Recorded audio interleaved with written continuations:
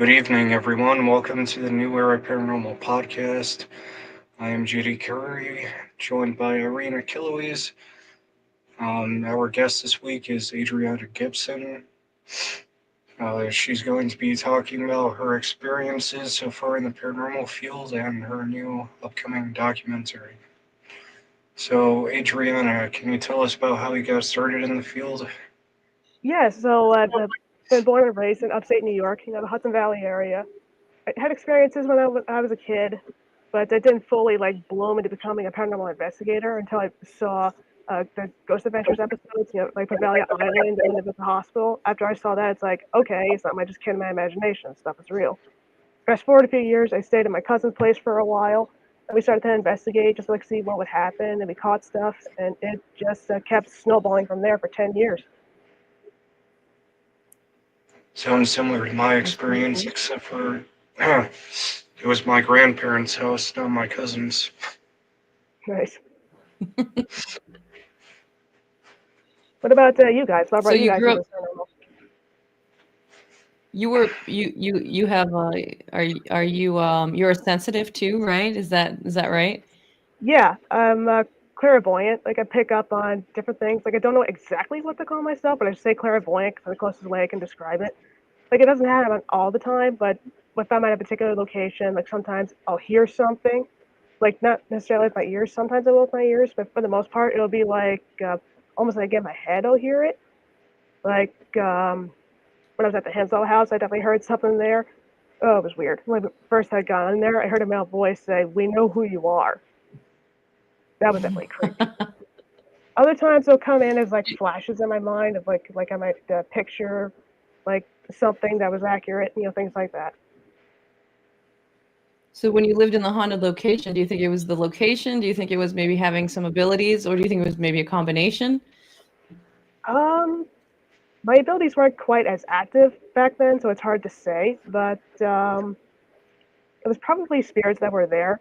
But we think potentially what it was is that there was a former owner of the house and his wife used to live there, and they passed away in that house, and they're kind of just there, kind of like coexisting with them for a while.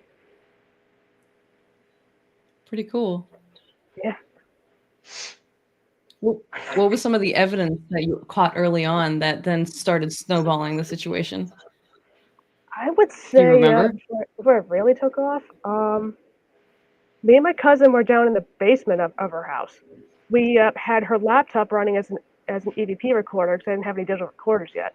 And as she hits the record button on the camera, she says, "Feel free to say anything you'd like to say when we're not over here." And you hear a male voice on camera say, "Jessica," which is her name. We had my uncle and her mom listen to it because like listen to his voice, and they said, Jess, that sounds like your dad who passed away a couple years prior."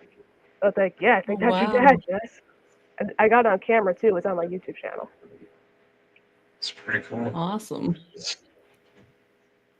Yeah, it So, just kept That's pretty great. She snowballing got from that there. We caught connection. different things. Yeah. That's great that you got that connection. That's a really big, connection right off the bat. The first time you get that Yeah, computer recording.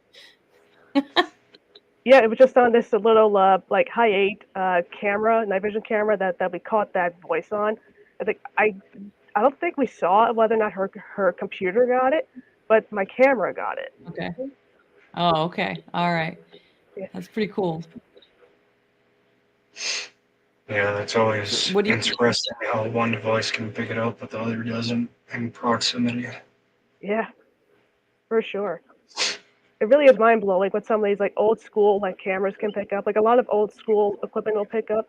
Some of the newer ones do too, but particularly the old ones, they tend to really pick it up. Yeah, Yeah. Is that so you guys would know more than me because you both have backgrounds with videography and things like that. Is that because of the noise canceling that like a lot of cameras and recorders have now, or do you think it's something else? It could be, yeah, like some of the noise canceling features that they try to like clean out background noise. Some of the newer microphones, possibly, but then there could also be picking up more frequencies of sound that were not available on some of the older cameras. So you might still pick something up. True. It just might be different. I mean, what do you think, JD? formatting, maybe the type of video file and associated audio. Yeah, like compression too. That'll do it too. Like you might not hear everything. Oh, I never thought about that. That's pretty interesting, the compression side of it. So was your the experience of your cousins where you started filming? Yeah, that's what really started filming. I mean, we would always like mess around with video cameras as kids. You know, we make like these little like pretend home videos and stuff like that. But I think once we started to like do like the ghost hunting thing, that's when I really got my hands on a camera, like actually shooting something, not just like pretending to do something. So I really liked doing that. And do you have any Okay. No, go any ahead. projects before the documentary that we're going to talk about? Yeah, yes. Like I said, I did shoot a little bit with my cousin's house. Before that, a few years after that, I went to SUNY All-Star Community College, where I did a concentration in communications, and they taught you how to shoot video and things like that. So I learned a lot more to help, hone that craft. It's cool. Yeah.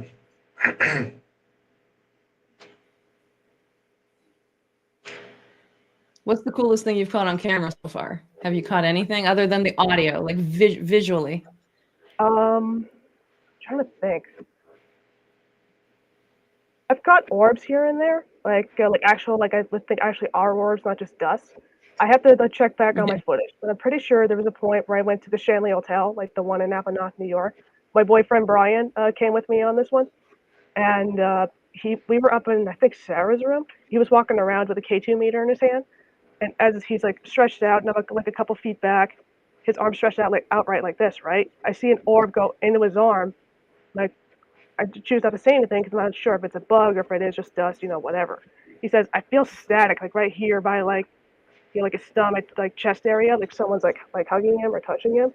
And he puts it in his other arm, it takes off from his other arm. That's So pretty far, that's cool. been the craziest thing I caught on camera. That's pretty cool though, because when you see it, it connects to the experience, and then you see it leave after the experience. Yeah. That's what I prefer to have when you think orb, something orb related. Yeah, and I know a lot of people will probably say, oh, like it's probably just a piece of dust or a bug they land on, whatever. That was my initial reaction because it's like that's definitely what it possibly could be, especially with these old school night vision cameras. It's a little harder to pick up on if they're like just bugs or stuff like that. So I'm not always a big believer in orbs. I used to try to bit of like healthy skepticism whether or not it's an orb. But like you said, with that Yeah. experience attached to it, it's like no, that probably really was something. Think another one, same location. I had brought my best friends there, James and Kale. We went there. We were up on the third floor, I think, and Kale was kind of just like just sitting on the floor, kind of like looking around. And I see this big bright orb go up to her head, and she kind of like reacts to it. And then she says, "I felt like something just hit me in the face." Like, oh wow, That's a good one. big and bright too, so that there's no way in heck that was a bug. And the way she reacted to it, like something hit Right. her in the face. It's like, yeah, that was definitely something. Pretty cool. Those are great catches. When you get those kinds of experiences along with it. It's the same thing as, like I've noticed a lot in video when you have, it's not just bugs though, you have anything that's floating around, pollen even, and Yeah, raindrops can look like something and be mistaken for maybe some kind of paranormal experience. But like to have that connection, that works the best for me. I like that a lot. I prefer something like that, to believe that it's an actual orb. yeah. No, it's great when you We can had one connect it with something. experience. Yeah, we had one experience where we actually we investigated a private location, and they have an orb image, and I'm like, oh, I can't, it can't be. I don't think it's real. It's got to be something else. And I went through the whole outside area of the house, the whole location.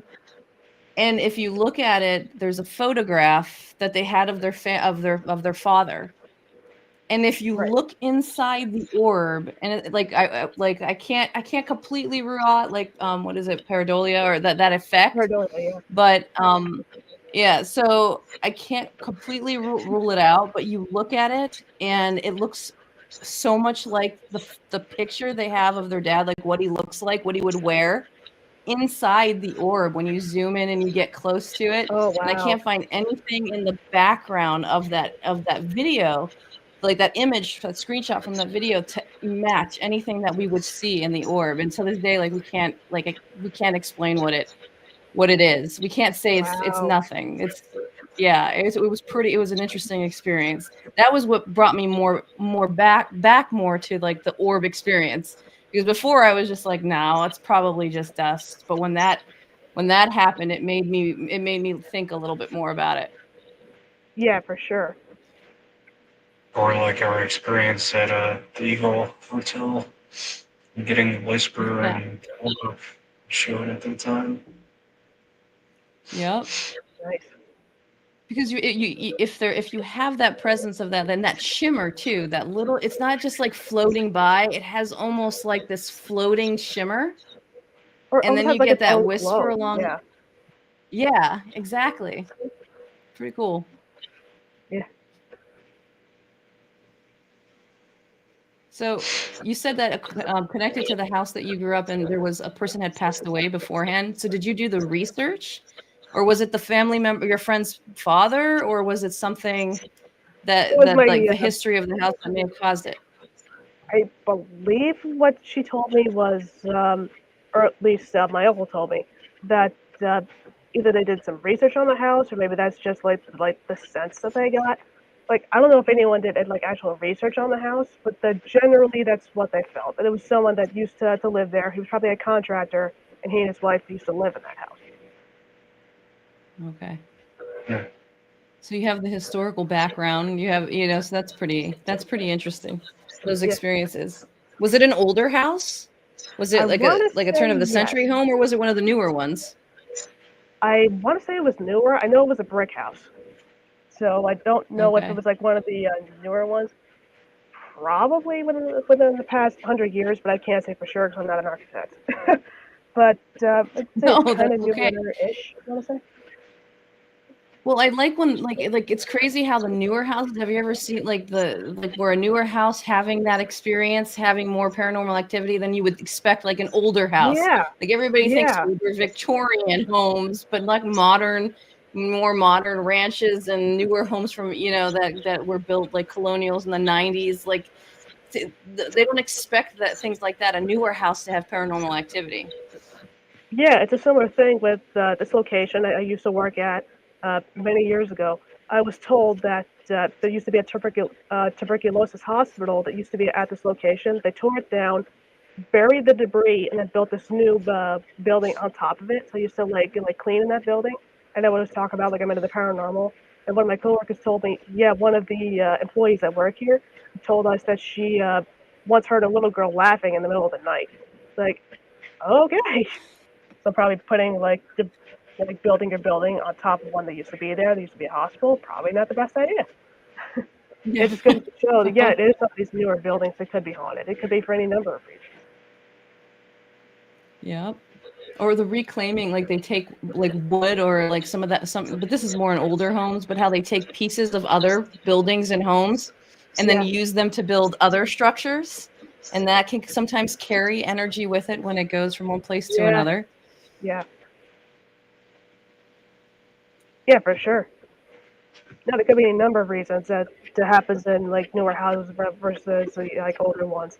Like there could be just like activity that happened there, like not just violent stuff, but just in general, like different things could have happened there. But there's high emotion, then it just like had an easier time sticking with the newer places than it did with the older place. Maybe the new place is built on top of where a place used to be.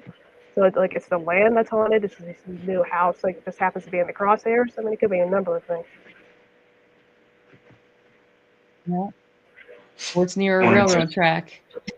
Oh yeah, that too. one of my favorite places is a poorhouse that's currently being used for new businesses, but it's the original building. creates a different aura. Yeah, the repurposing of something old to restore an old location, but it Yeah, becomes brand new again, and people don't think of it as having that kind of past history. yeah. No, it's definitely interesting when they like repurpose old places. Like there was another work location I used to go to that I'm pretty sure used to be a bank that they then refurbished into like office space. Because whenever we walked downstairs into where some of the bathrooms were, I used to clean, you would see these huge like vault doors. And it's like I'm sure this was a bank. Energy felt weird down there. I never had anything supernatural happen. I just felt weird down there. And I was also told that one of the vault doors on the more of a higher floor was locked. So they brought in locksmith thinking, oh, there's going to be like a bunch of money in there, you know? Turns out all there was some like historical documents or something like that, uh, like some kind of like bank statements or something like that. Nothing too spectacular. They thought there'd be money or something like that. But like, yeah, this place was a bank. That's pretty cool. Yeah. Must be land deeds. Document. Oh, what? And then it turns out to be land deeds. Yeah. Yeah.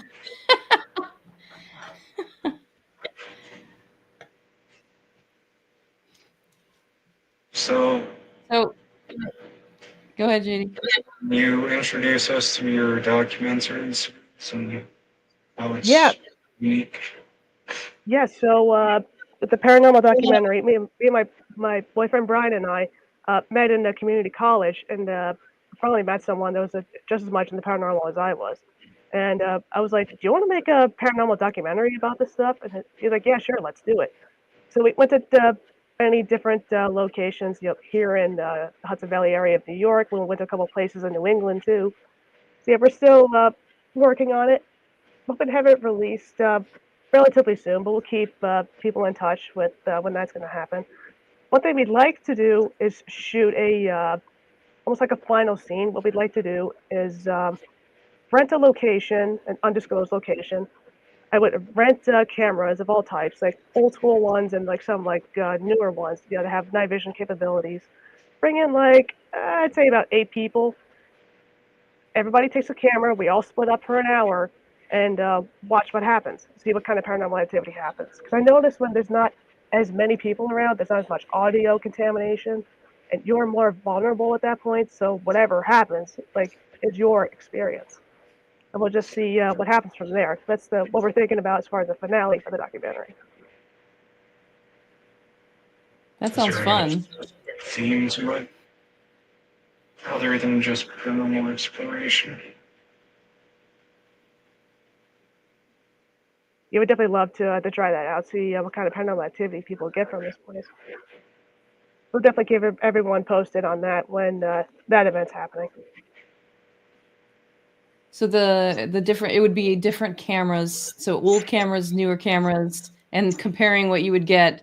What would be really awesome is if somebody experienced something and you caught it only on an older device, not on a newer device, or you caught it both on the older and newer device. Like, I guess it could go a million different ways in terms of like having a cool Yeah, experience of looking at the different types of video and devices that would pick up paranormal activity. and it's also to show that it doesn't matter what kind of camera you have, like whether it's like an old school high E tape you like find on like eBay for like $50, or like you find Yeah. like a really nice like prosumer camera that you rent for like a couple bucks for $100 for like a weekend. Like it doesn't matter what camera you use. Like you can get paranormal activity on any of these. So I want to see Yeah. what happens with that experiment. When you think about the old paranormal investigation, it was, well, not 35 millimeter, I guess 35 millimeter film too, right? The old Yeah, cameras, right? yeah, But you have VHS tapes, like in having to rewind and go back and forth, but that still caught. It wasn't maybe as clear, but it still caught paranormal activity. They yeah, were it did. still able to get things, without fancy high definition cameras. Yeah, for sure. All the holster files and Yeah. worn C tapes and all that. You could do the interview, Yeah, that type of audio equipment. Yeah, definitely have like audio That equipment would be too, like cool. different things like that. Like we'll have all kinds of different things that people to try. I'll have probably a smorgasbord of different equipment that I own too. And there's friends I can ask and be like, hey, do you have any equipment that we can borrow for this experiment? And like see what other people can catch. Like actually, there was one That'll be location that I went to a few years ago uh, before they closed it. You guys heard of the Oliver House in Middleborough, Massachusetts? I no, have no. It was on Paranormal Lockdown with Nick and Katrina. I don't know if it was in any other place, but it's basically an old colonial house out in Massachusetts where British loyalists stayed, and like it's still pretty haunted. I've been there a couple of times, and the second time I went there, I was upstairs. I think other members of our tour group were like elsewhere, and I was had my newer camera, the AX33. I was shooting. I was asking random questions, and I said, "Do you remember me?" Because it had been a few years since I was last there. And you hear a high-pitched male voice very clearly say on several devices I had in there, say, "I do." And that was definitely not anyone anyone's voices that was like on that group with me. Like you can hear all the other like male voices that were with me. Nobody sounded like that. So I think it might have been Peter Oliver saying, yeah, the man that used to live there. I think it was him saying, "Yeah, I remember you." That's pretty cool. When you return to a space too, sometimes they're more responsive. Like if when you're there the first time, you could get something, right? But when you go Yeah, back, you're like, hey, I know you. yeah. Particularly whenever I go to the Shanley Hotel, I definitely feel like the activity goes nuts when I go there because I've been there so much. It's like as soon as I step into the building, it's almost like, "Oh, hey, how you doing?" It feels like a big family reunion every time I step in there. But yeah, I That's love awesome. returning to But locations. that You never also, know. yeah, but that also shows though the fact that you're, when you're going in there and you're respectful. Yes. You care about what the experience that the spirits might be having, the space might be having, in addition to the experience that you're going to have. And when they Yeah. recognize that, when you come back, they welcome you. Yeah, for sure. I definitely find that if you're respectful to the spirits and the location, it'll be way more receptive to you coming back. Whereas if you like go there and you're not very respectful, like you're not gonna get very much. Or if you do get something, it probably won't be pretty. So yeah, Yeah.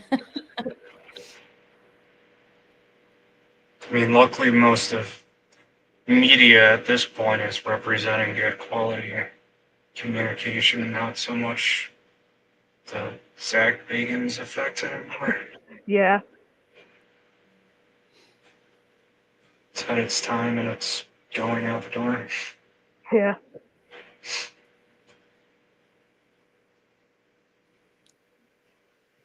Have you had Okay, an so opportunity to work with an go. experience? Yeah.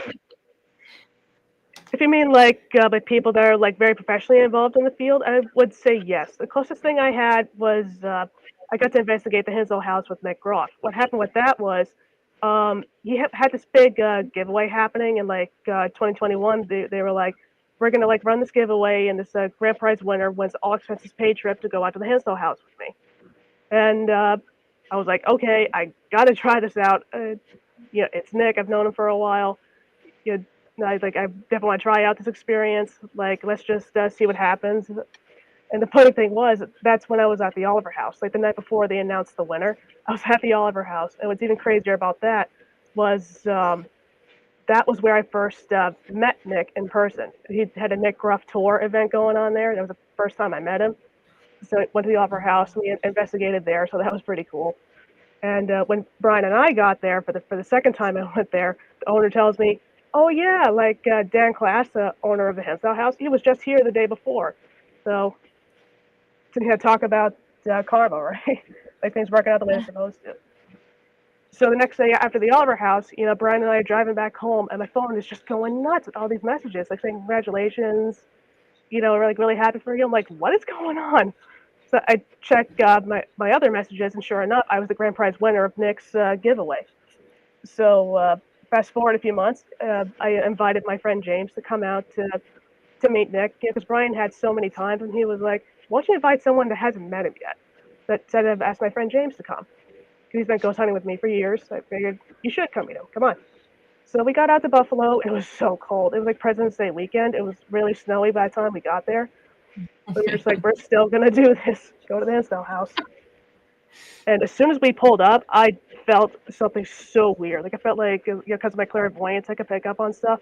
I felt something come right to me. Like I felt really heavy, and I was like, oh no no no no, I'm not giving up on this. I came this far. So just like summing up as much positive energy as I could. I think I prayed a little bit too to make it like back off, get away from me. I can't say it was demonic necessarily, but I would definitely say that it was something that wasn't friendly. So we walk into the Yeah. house, and that's when I felt the male voice say, "We know who you are." So it's like, okay, we're in for active night, aren't we? Yeah, that is just like a fraction of what we went through there. Nick did shoot some of it for his Facebook, on his Facebook page. So you just look on his Facebook page, like back in February 2022, I want to say. It should be there. Like the Heston House Live should be on his page. I'll be making my own video too, like documenting like how that whole experience went. I'm also going to be in the next Haunted magazine issue. That should be out in a few days. Yeah, so look Yeah, for you Haunted magazine. Yeah. you wrote an article on like Yeah, personal experiences. yeah, I just talked about a bit, mostly about the Hinsdale House experience, like a little bit about myself and like how I got here with the paranormal and things like that, and that there's more projects coming afterwards. That's pretty cool. And you're I saw like a preview of it. It's like you're featured, so like it's a big section on the Yeah, page there. So that's exciting. yeah, it is really exciting. I didn't know what to expect from it. I figured like it was gonna be like a big text wall or something like that, but no, they actually like put in some like good pictures in there. I can only see like one page of what the preview is, and it's like, oh, I can't wait for my copy to come. That's gonna be so cool to read this whole thing. That's the next issue that's coming out, right? Yeah, the next issue. It's on pre-sale right now on the Hillsdale House merch shop, but it should be out on sale by Wednesday, the 25th. All right, Wednesday, June 25th. Look for Haunted Magazine. 46. Going to the Hinsdale house in winter, it's going to be a rough trek out. Oh yeah. Oh, it was so cold, but it was Okay, worth it though. did you have snow though, or was it just Oh yes. cold? Oh no, we had That's snow. that's the A hard good like part out that way. I think a good like 2 feet of snow. But it was so cold. Uh, but it was So so worth it though. that's what I was going to ask you. But was it worth the snow in the bad weather? Yes. Yeah. I mean, I've lived in New York my entire life, so snow is nothing new to me. Yeah. And I spent time up in the Adirondacks too, so it's like I'm used to the snow, Oh. I'm used to the cold. It's not a big deal. Not for me. So okay, so you go. Here's Yeah. So you're at the Hinsdale house. What was it like to investigate with Nick? Did you get a lot of like did you investigate the space together? Did Yeah, you we do did. anything different, special kind of did you do an Estes method or anything? We didn't do anything like that. He had a couple of pieces of equipment that were similar to like the geoport, that almost looks Oh like yeah. a radio he's always using. Yeah, we used those. The main thing with the geoport that it kept saying was my name, which is not easy for any spirits to say. So in fact, my name came Your out full clearly through the name. geoport. It's My name, like my first name, what, kept four coming syllables? through. Yeah, and what else came through? Uh, it also kept saying who's she, and that's something it says a lot when like I'm around Nick and like he's got the geoport running. Probably at least once it'll say who's she. That's like okay, I don't know what that's about. What else did it say? There was a point where I think I laid down in the bed in Mary's room because I guess Nick wanted to see what would happen, and he was holding my camera, and he asked the spirits, like, "Do you know where she's from?" or something like that. You clearly hear the device behind us say New York. Like, yep, that's where I'm from. A little while later, we were still up in the main bedroom upstairs, and Nick is pretty sure he hears someone say, "My eye hurts," or I heard someone say, like, "My name again," and then "Help us, heal us." And that's what Nick said. It sounded like it said, "My eye hurts." And I had just been certified in Reiki 1. So I was like, should I try that? See, like if Reiki will do anything? Because basically what Reiki is, it's like you're basically a conduit for healing energy. Like it comes out from the universe, down through your head, and out through your hands. Like you're a conduit for pure healing energy. That's like, I've done it on myself, I've done it on other people, but I've never done it on spirits. But let's just see what happens here. So I did my usual thing to like channel Reiki through my hands, like roughly where the eyes would be, because I felt like there was something sitting right in front of me on the metal chair that's in the closet. I felt like there was someone standing there because I could feel the static.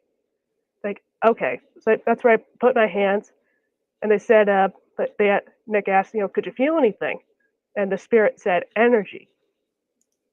So I could feel the energy coming from my hands to heal. That's pretty cool. Yeah. I have never performed a Reiki on anything not physically in front of me before, so that was definitely different to say the least. But hey, we're all energy. It's all energy. So you're doing the same thing as you would on a normal, living person. Yeah, for sure. I'm definitely And then you have the considering becoming a Reiki. validation. Yeah, it definitely is validation. It's so crazy. So those are pretty cool experiences. Anything else happen? I think there was a point where Tessa, Nick's wife, she was on the live chat, and she said that she felt a female was standing right behind me, and that's when we felt the energy in the closet. Oh, very cool. Yeah, no, it was just a very active place. I would definitely go back. There were so many people I'd tell that experience to, and they'd be like, "Oh my God, you know how lucky you are that nothing like terrible happened to you." And all I could think is, luck's got nothing to do with it, or maybe it does. I don't know, but for the most part, luck's got nothing to do with it. You just gotta like be cautious with anything that you use. Like when you like wash your hands when you come home from like grocery shopping or whatever. Like when you come Yeah. home, you wash your hands and stuff like that. It's the exact same concept. We go in and out of a paranormal investigation. You just find a way to clean yourself, make your boundaries known. You say, "Do not follow me home." It's like you need to take proper care of yourself in order for something like less likely to happen. Does it guarantee it won't happen? Absolutely not. There's always a chance, but it can minimize that risk if you say, "Don't follow me home." Yeah. Did you For me, that's got experience my own cleansing. negative? The closest thing I felt to negative was definitely the Hensdale house. When we first pulled up and I felt that thing on me, that definitely felt strange. Other than that, was there anything else? Yeah, actually. This was early on before I went to the Shanley Hotel, before I ever went there. My friends told me about this, the legend of this creature that's like out in the woods that's like not far from like where they lived. Because every time they went there, they always felt this weird thing. They're not sure what it is. So they decided to take me out there with them to see what would happen, because it always affects new people. So we drive through these woods. They're like behind, I think like the storage facility, and it's not far from the Mohawk Preserve, like by the Manawaska Mountains. So we are driving through the woods, and all of a sudden my friend Kale goes, "There it is." And almost immediately from the neck down, because I was wearing a St. Michael medal around my neck, from the neck down, I felt so heavy. Like I felt like I was underwater. I could hear what my friends were saying, but I couldn't really like talk to them because I just felt so like heavy. It just felt so weird. And as soon as we like crossed this like river over a little wooden bridge, I felt like it was pulled off me, almost like a veil. And like I have no idea what the heck that thing is. I don't know if I would call it evil or anything like that. I just don't know what the heck it was. It certainly didn't feel human, that's for sure. But what's really weird is that my friends told me a few months afterwards they didn't feel it in the woods anymore. So they were worried that it attached to somebody and it just left the Ooh. woods. They haven't felt it since. I don't know. That is a fear. That's something to think about. But it could also have just left, or it Yeah, might be somewhere, how you can go into a location and get hardly anything. And then you yeah, can go back and you get a ton of evidence and a ton of experiences. Yeah. So it could just be, hey, they're it's kind of bored with them right now. It'll come back later. Yeah, But but that I've driven heaviness, past there and I haven't felt anything. So it's possible it attached to someone and left. it's a possibility. Yeah, But it the is. fact that you felt that, like that heaviness, and you like, if it sounds like, so you might not, practice like your abilities a lot, but you're doing Reiki and things like that, so you are Yeah, open. And so do you yeah, find, like, it sounds like you're using some of your like intuitive side and mixing it with your paranormal investigation, how you yeah. feel, you're talking about your experiences. Is there anything you want to share about that, and maybe how you do that, or what, like how it's helped or not helped? Um, I would say it would sometimes like collaborate with certain things. Like it's going to be in the documentary. This will be the first time I'm in this publicly. I last year, or at least a couple years ago, had a baby, and I went to a haunted location uh, on Halloween before she was born. Me and my boyfriend were investigating this location called the Dr. Best House. Basically, uh, it was a doctor's office and a residence that was eventually turned into a museum. So it was the second time I had went there. I was upstairs at Brian. We were shooting with our cameras, and I thought I felt something by my throat. Like I couldn't feel like I was personally sick. I could feel like something was at my throat. I couldn't really tell what it was. A few hours later, we talked to one of the historical volunteers that worked there. She said that yeah, a little boy died in that room. He had like typhoid fever from drinking unpasteurized milk. And I asked her, was one of the symptoms like something in the throat? And she said yes. It caused swollen lymph nodes in the like, throat, like right about here, just under the jawline, and that's where I felt it. So like yeah, it was psychic confirmation of someone that passed away with the historical like actual evidence. Like oh wow, yeah, yeah, that's definitely been the closest thing so far to having like historical like confirmation to my psychic impressions. Although That's no, I don't know if awesome. I would call it psychic though. Like there's any number of things that they could call it, like clairvoyance, psychic, medium. I don't know. I haven't quite figured it out yet. But Well, I you will. do know there is a history of psychic abilities in my dad's side of the family, particularly in the women. I mean, my dad could have it. I don't know, but he could. But I know from my dad's side of the family, there's history of psychic abilities. So whether or not my child will, I don't know. We'll have to wait Hey, and you see. know what? A lot of people come from generations before. Some people, they're the first ones. So either way, like, you're experiencing it and you've had validation to your experiences. So and like, I would say that, that sounds pretty legitimate to me when it comes from like a medium perspective. And just the more you open and the more you start investigating and feeling like that, you're gonna figure out, you're gonna I feel like you're gonna see a lot more, and I look forward to seeing you blend the two together, because that's my favorite part of, like, the investigating. So I look forward to watching you do that, because it seems like you have both, like that analytical mind, which, like, I appreciate, and that the left brain and right brain, right? The creative mind, the Yeah, analytical mind, but, like, it seems like you have a good blend of that, and watching you mold all of that together, I think it'll be fun to see. thank you. It's took a lot of trial and error to like be like okay, it's probably this, but I get a sense of like, that it could be this. It takes a lot of discipline and practice, to get to that point. It's not an overnight thing to get that good. Yep, but you keep doing it. Like, it Yeah, sounds like you're getting that validation, and you're doing yeah, well. yeah. No, and I just keep learning new things all the time to like use the different abilities. Like I have one person tell me, like I get like a lot of good energy from you. Like have you ever considered like doing scrying, like not just with like mirrors, but like other different forms of scrying? And I'm like, heard of it. I could look into it. 'Cause, I want to be a little careful with some of the ways that people like suggest, like the way it could communicate. 'Cause it's like you want to be careful how much you open yourself up to it. Because if you don't know how to control it, you won't know how to like close it. So I would definitely consider it once I like get a better idea of what I'm actually doing. But yeah, definitely try different things. So definitely considering becoming a Reiki master. and different things like that. So yeah, there's a lot of different ways. I'm trying to figure out how to like how to expand on that. I don't know if I would ever do readings.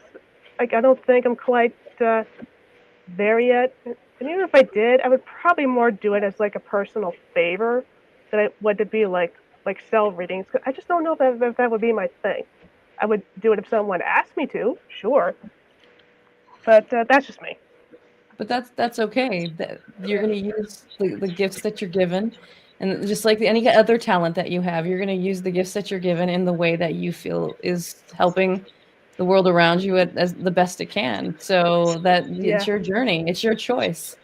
So if that's the way you feel like you're making an impact, but like for me, I would have never in a million years thought I would be doing some of the stuff that I'm doing now, and like it's a complete shift. It's like a complete 180, and that's just yeah, part of the journey. And that's like it seems like you're on that journey. You're gonna figure it out.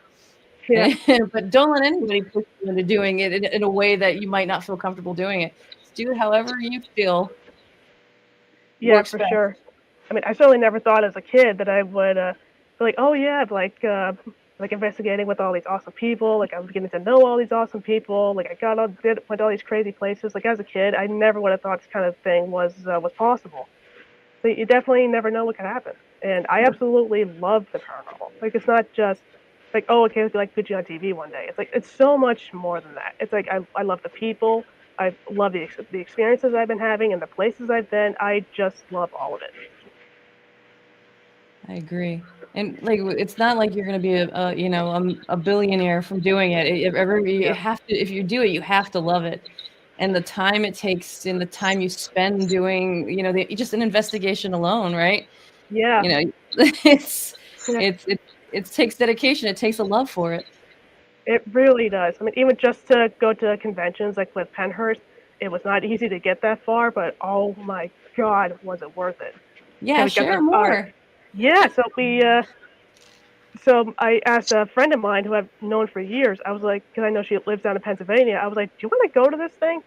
Nick Roth's going to be there. Like Ghost Hunters are going to be there. Project Theater's going to be there. You've been planning to me for years. Do you want to go? And she's like, yeah, let's do it. So I told her, yeah, we should get RIP passes. You get to do all these different things. It's definitely worth the money. Let's do it. We just got them at a good time because they were like on sale. They were like running out of certain days too. So we just got them at a good time. So we could get down there and it's scorching hot. But we just got there at a good time because there was like almost nobody parked there. There was a good maybe like I don't know like 20 cars or something like that was like already parked there. And all I could think is this is going to be a madhouse by the time it opens up for general admission. So I'm definitely glad we came now. And we first get there, and my friend is jokingly freaking out, like, "Oh my God, I don't want to faint in front of these people." And she's totally joking, but I'm just like, "You'll be fine. They're just people." And so many of these people I've met before, so it's like, "Oh, I know they'll be chill. I know they will be." So we first get there. I see the vendors, like, "Oh, cool. We should definitely check out some of these guys later."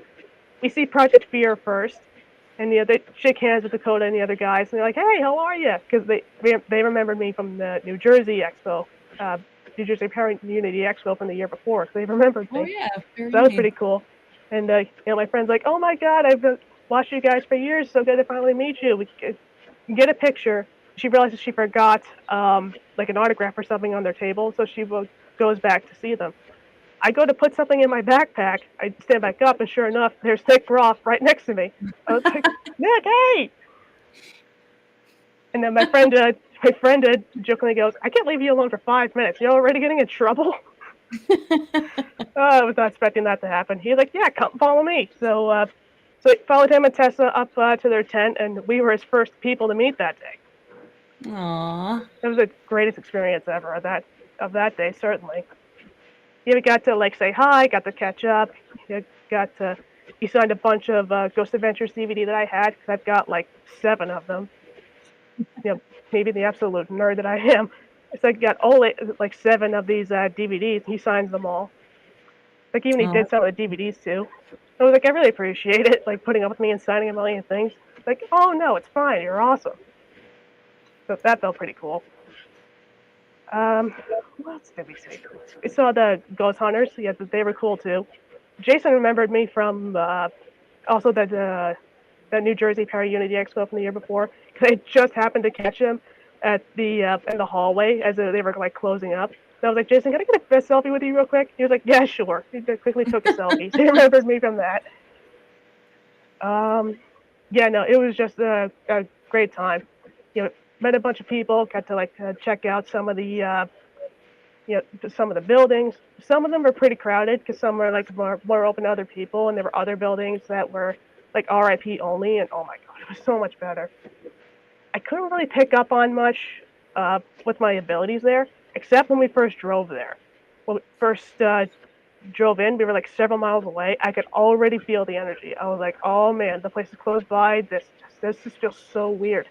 And as we pulled in, then I could see the actual like decrepit crypt of the buildings up Fenhurst. I just felt so weird all over. The best way I can describe it is I just felt like just almost like tingly all over. Like I just feel like really weird energy. And I was just like, guys, back up, back up. I can only help one person at a time, okay?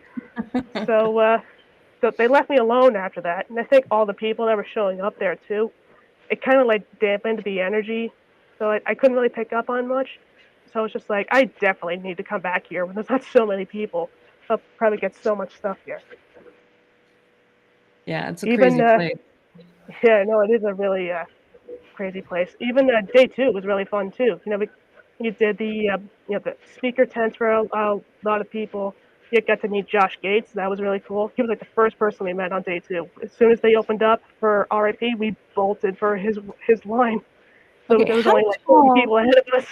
How tall is he? Because he seems so tall on camera. Is he really that tall? Oh yeah, he is. I mean, I'm a small fry anyway. I'm like 5'1", 5'3", so I'm already very small. So yeah, I'd say he's about 6 feet tall.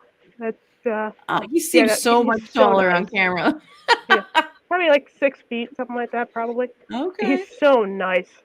He even signed out some autographs for me that I wanted to get for Brian because he wasn't able to come with me on the trip. But he was like, could you at least give me like a video shout out from him or an autograph or something? He couldn't do a video shout out though, but he was more than happy to like sign a book and a picture for him. It's like, oh, okay, that's great. Let's see. What was really funny was I was online to meet Josh Gates. There were a couple of girls behind me that noticed I was wearing this Nick Groff backpack. Like, oh, we love your backpack, and I was like, yeah, I know. I told them that, yeah, I won the giveaway to go with them to Hinsdale House, and one of the girls goes, oh yeah, that was you. So at least a couple of times that people recognized me from the giveaway, so that felt cool. That's fun. Yeah, no, the whole experience was just so cool.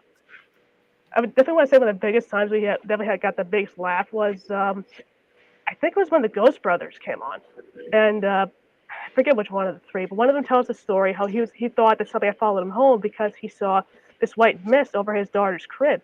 So he calls his wife and it says don't be freaked out. I think somebody followed me home.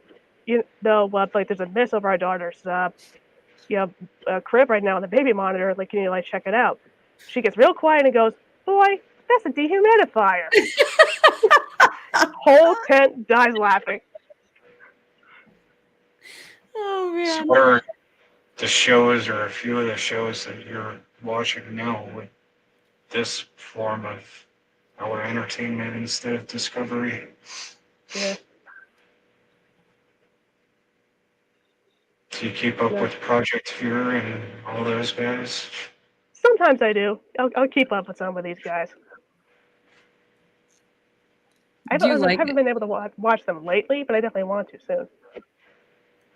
Do you like the new type of investigation? Well, it's not really new, but a new way of looking at paranormal investigation with like a lot of the YouTube programs that are on now. What do you think about those versus our classic experience?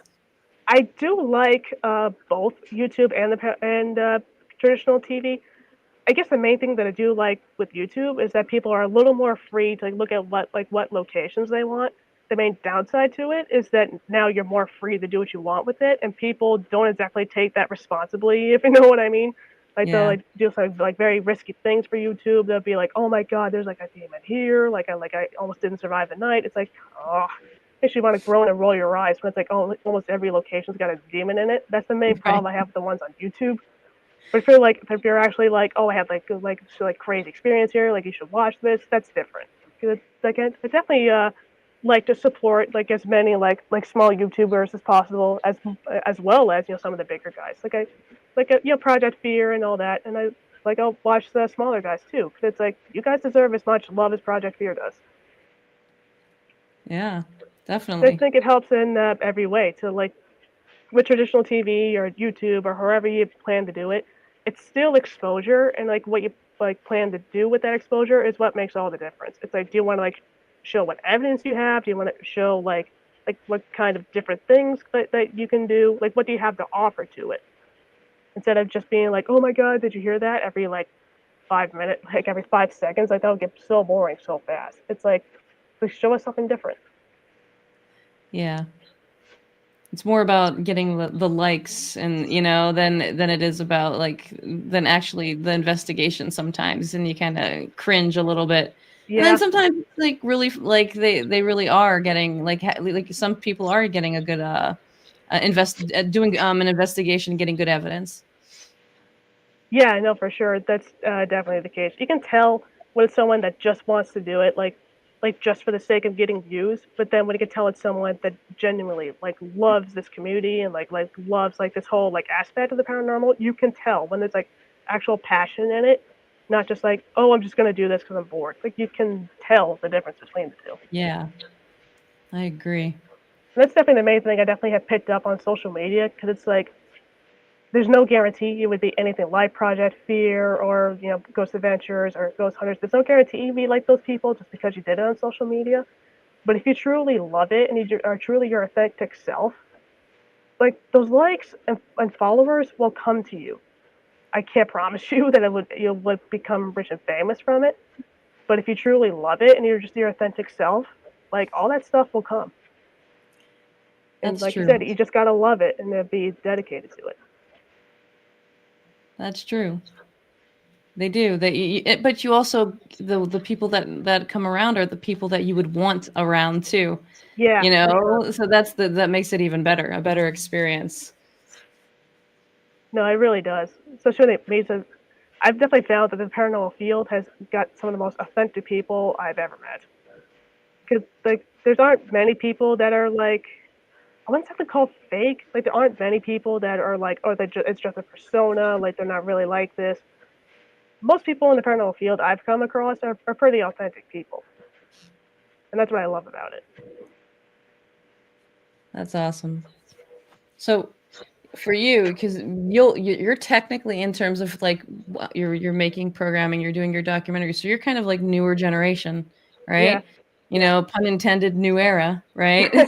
So Right. what do you want to bring in as being that new era, that new generation coming in? I What it would bring in, I think, just like I said, just be your authentic self. Because I've definitely felt like the more I'm like myself, the more that it's like it's supposed to come to me will come to me. Like I've met some of the greatest people I could have asked for. I've been to the craziest places that I never would have pictured like myself doing. Like traveling to all these places, like experiencing all these things, meeting all these people. I never would have thought for a second any of it would happen, and I'm absolutely loving it. And I can't wait to see what comes next, no matter what it is.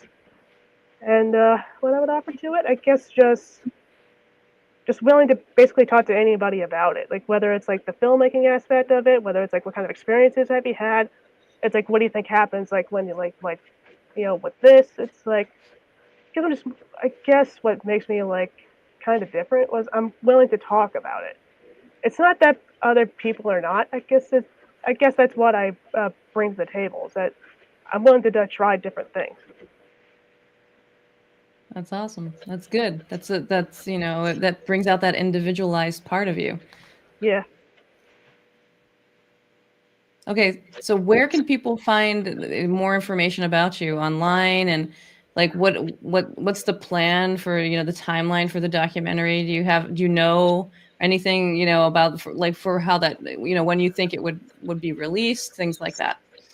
We're still working that out. We'll definitely keep everybody posted. So definitely keep an eye on my social media. I'm on Facebook, Instagram, I'm trying to think, what else am I on? You can find me on LinkedIn if you want to too. Like you can see my name spelled out. You just look for me there.